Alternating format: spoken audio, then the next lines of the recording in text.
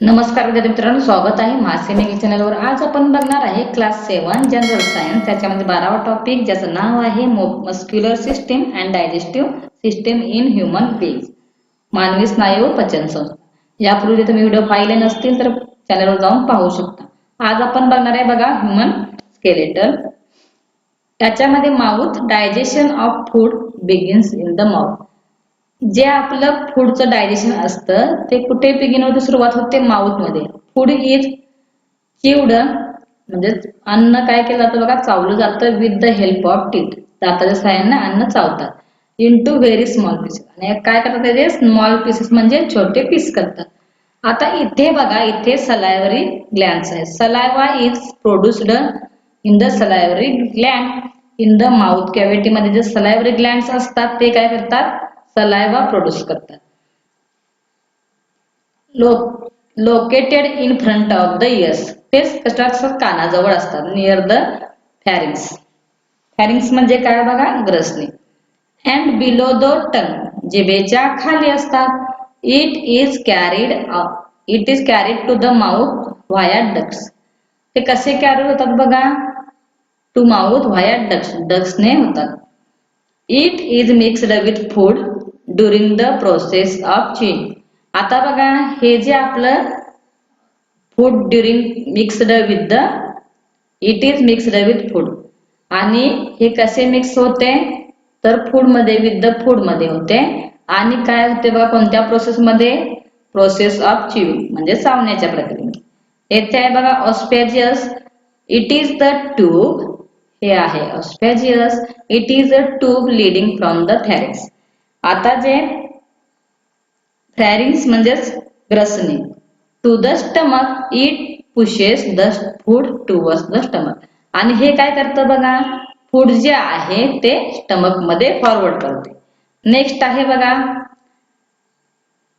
इथे आहे फॅरिंग्स और throat. The oesophagus and trachea open in the pharynx, open in the pharynx. इथे आहे पॅनक्रीज, इथे पॅनक्रीज आहे।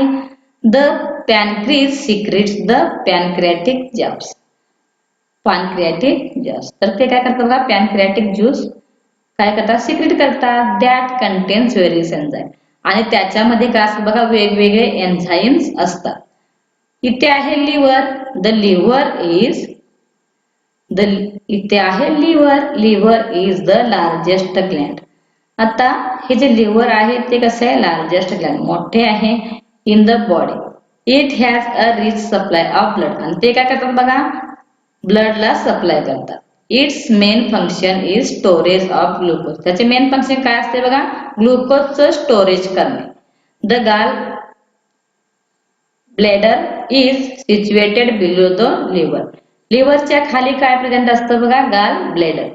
Digestive juice secreted by the liver, आता हे जे डायजेस्टिव्ह ज्यूस आहे तो कोण सिक्रेट करतं, लिव्हर सिक्रेट करतं।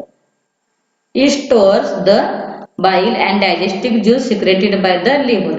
When bile is carried, when bile is carried, bile म्हणजेच काय बघा, पित्तरस, तर आपण काय म्हणतो, पित्तरस। हा जो बाईल आहे तो कुठे कॅरीड आउट होतो, स्मॉल इंटेस्टाईन मध्ये। तो कुठे कॅरीड आउट होतो, तो स्मॉल इंटेस्टाईन मध्ये, स्मॉल इंटेस्टाईन मध्ये कॅरी होतो। It mixes with the food, आणि तो काय करतो बघा, फूड बरोबर मिक्स होतो। There are help in the digestion, आणि त्याच्यामुळे काय होतं बघा, डायजेशन होतं। डायजेशन ऑफ फॅट्स, फॅट्स म्हणजे प्रथिने, fats, digestion of fats, fats होतं बाईल कंटेन बाईल सॉल्ट, बाईल कंटेन बाईल salt. Stomach, the larger sac-like part of the alimentary canal is called the stomach. आता स्टमक म्हणजे काय बघा, सॅक लाईक पार्ट आहे of the alimentary canal, alimentary कॅनलचा काय आहे बघा, the large sac like part आहे, त्याला आपण काय म्हणतो, स्टमक।